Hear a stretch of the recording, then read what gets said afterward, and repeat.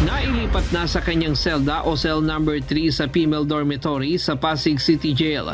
Kahapon ng hapon si dismissed Bamban Tarlac Mayor Alice Go matapos magnegatibo sa tuberculosis ang sputum test nito. Naantala ang paglipat sa regular na selda kay Go matapos lumabas sa x-ray mula sa PNP bago ito ilipat mula sa PNP Custodial Facility. Lumabas na posibleng mayroon itong impeksyon sa kanyang kaliwang bahagi ng baga. Negative ang result at nililipat na po siya sa regular na selda for general population. Ito po ay may laman na 43 PDL, pang 44 po siya sa loob ng selda. Makakasama ni Go ang 43 inmate sa selda na mayroong sukat na 45 square meters. Siyam lamang ang kapasidad ng selda, subalit dahil kulang ang pasilidad dito, magsisiksikan sila. Sa kanyang higaan, 5 ang kasama ni Go.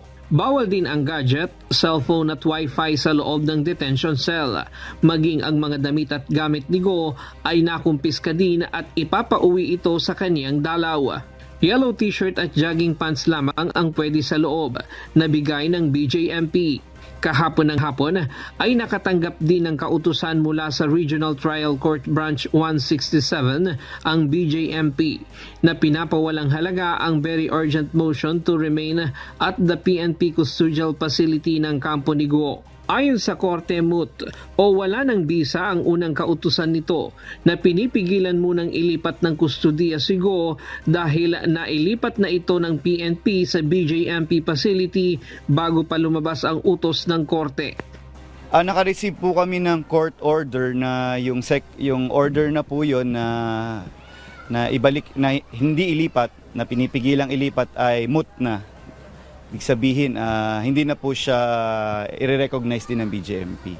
Sa ngayon po, ang isang order na na-receive namin ay para makapag-attend po siya ng pagdinig sa Senado. At we will comply. Kung ano lang po ang inutos ng korte, we will comply. Kinansela na rin ng korte ang itinakdang pagdinig sa September 27 kaugnay ng nasabing mosyon ng kampo ni Go. Ryan Lacanlale, UNTV News and Rescue. Diyos ang aming sandigan, serbisyo publiko ang aming pinahahalagahan.